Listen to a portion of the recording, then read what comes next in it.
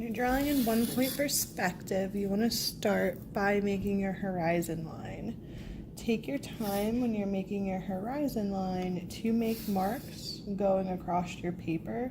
This way you can line those marks up and know that your horizon line is nice, neat, and level. So the more marks you make, the more guides that you have to check that that line is level as you make it going across here. After your horizon line is drawn, we can add our vanishing point. To make life easier, we'll put the vanishing point kind of in the middle to keep things a little bit even. Remember, everything below the horizon line is your land, everything that is above it is your sky. Once you have all of that drawn, you can start with your first building. Your first building, start with a regular rectangle. All the lines are vertical and horizontal. You have 90-degree angles at the corners. So I start by making my shape, and then I line the corners up to my vanishing point. 1, 2, and 3 down here at the bottom. From here, following the steps like I did to draw my blocks, I line the ruler up with the edge, I slide it over, and then I make my line going across so I know that those two angles are the same. Then I line it up this way, the front of my shape, my building, I slide it over, and then I make my line, making sure that my ruler is nice and vertical. In the end, the angle of this front corner should be the angle of the back corner as well. I can then erase my guidelines, but I'm going to purposely keep that bottom one because I'm going to use it later on.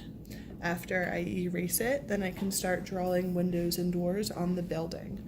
On the front, because this is a regular rectangle here, everything is horizontal and vertical, I could just draw without worrying about it. I can make my vertical lines for the side of my door.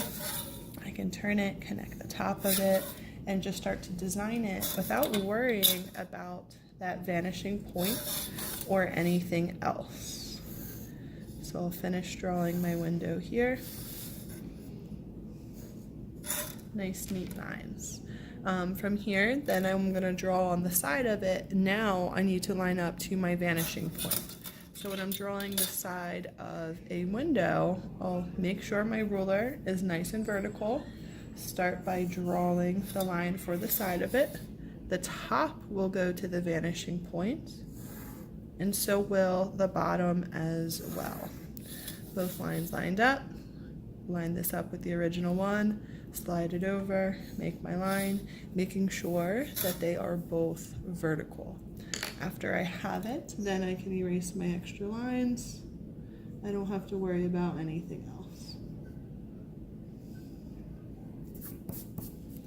Now I am good with that first building. If I want to continue and add another building, I'll line my ruler up with the front edge of that shape, continuing that line to make it taller. It can be above the horizon line, that's no big deal.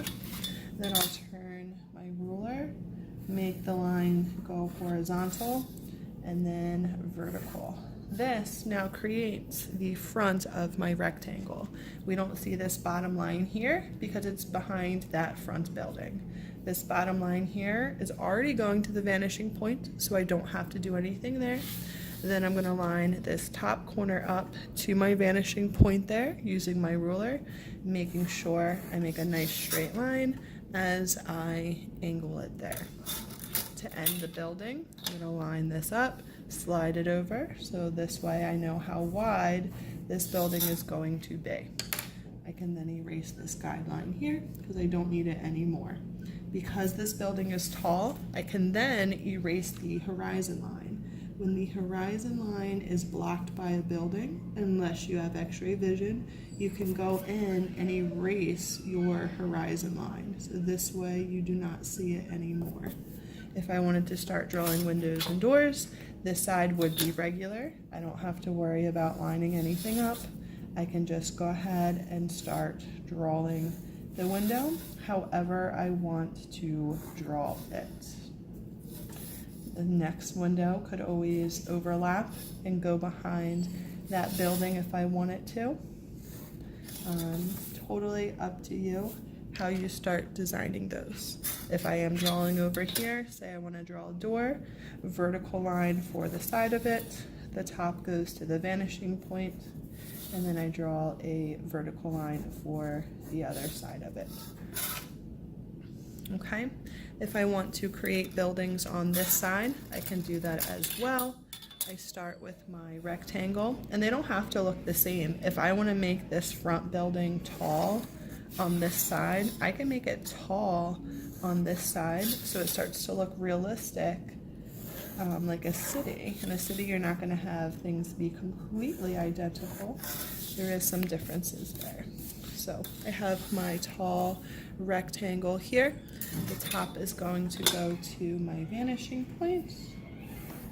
My bottom will go to the vanishing point as well. Being careful as I draw that line. To end my building, I line it up with the original, slide it over wherever I want it. It can be skinnier, it can be wider, your choice. And then I start to end where that building is. Again, I can erase the extra guidelines. This way I don't have too much. And then where the building overlaps the horizon line, I can also erase the horizon line, just to kind of keep my paper a little bit more organized. So because this building is tall above the horizon line, we do not see the roof like we do on this one here. This one, because it's short below the horizon line, you're gonna see 3 sides of the building. This one, because it's tall above that horizon line, you're just gonna have that line going to the vanishing point to create the roof, just like we did on this side. If I wanted to make a shorter building on this next side and also give space between the buildings, I could do that as well, drawing my next building and leaving space between them. So for that, I would just move my ruler over. That's how much space I want between the buildings. I'm going to start by making my vertical line, and then I need that rectangle. So I'll slide it this way, slide it this way as well. This now becomes my rectangle. The bottom is already lined up to the vanishing point. So I'm going to line my ruler up with that top corner to the point as well and get that diagonal going. Now I want to end this building. So I'm going to line the ruler up, slide it over, make sure that it is vertical, and then I can draw that line in where I want the wall to end.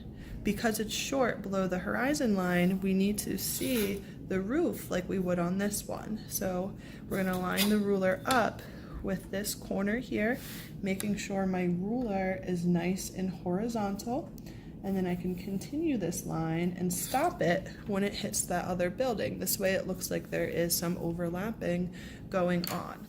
I can erase my extra guideline here.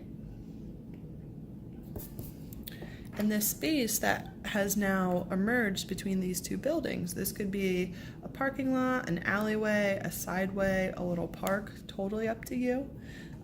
So whatever you decide to draw in there is your choice. That's just the space between the buildings.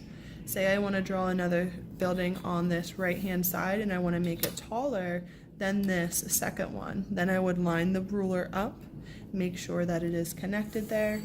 Start with that rectangle. So I'm going to make this one really tall, bring it over towards the right, whoops, and then draw that line coming down, and I'm going to stop it when I hit that other building. This way it looks like they are overlapping. Line the top up with the vanishing point, get this angle going here, line the ruler up with the front edge, slide it over. This way we see where this building is going to end. I can then erase my extra guideline there, and then I can erase the horizon line where it's overlapping, since it is taller than the horizon line.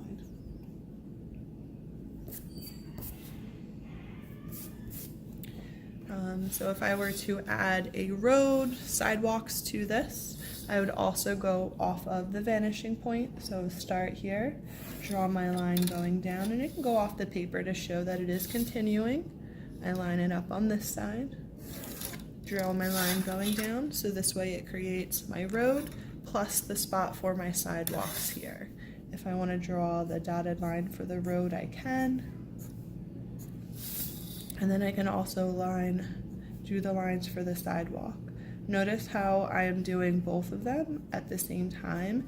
This way it looks like it is even as we look at this and it goes down the road. So we always want to work smarter. So if you know you're going to have lines going on both sides, do them both at the same time. It'll save you time in the end. So now I have my sidewalk drawn, I have my road as well. And I am eventually going to go back and add my windows and doors onto those other sides as well. If I want to draw light posts, anything like that, I can include those in my drawing also. This is where what we call atmospheric perspective comes into play. Things that are closer to you are going to be bigger. So if I'm starting with a light post, vertical line for the post, maybe I just draw a horizontal line this way, and we can keep it simple. It doesn't have to be super fancy, just so we know that it is a light. So the ones that are closest to you are going to be the biggest. As we move farther, they're going to get shorter and smaller.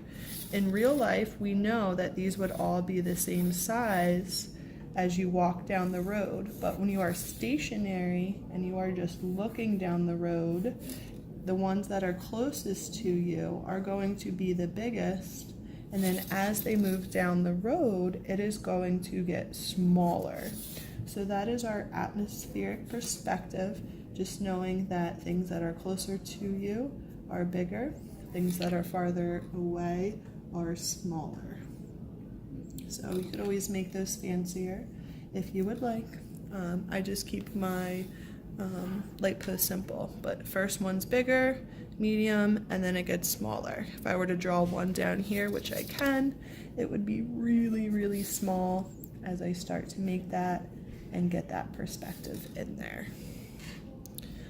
So if you are drawing words, say you want to turn this into a restaurant, and let me quickly draw an opening for this restaurant. This is where the words come into play as well. So say I have my sign going across the front here. Notice this is bigger, and then it gets a little bit smaller as it gets away from us. So if I were to draw, I'm just going to write pizza, those words would also follow that perspective.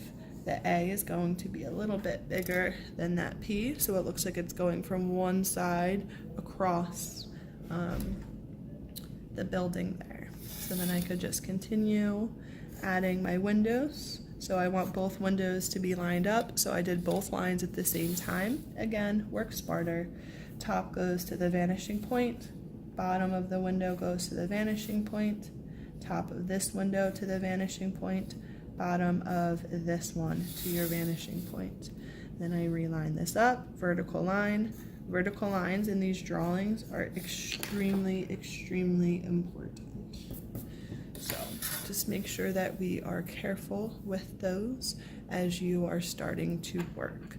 So in the end, if you wanted to, you could even add some clouds, kind of show what time of day it is. If you want to have a sun, you can add a sun in your drawing as well.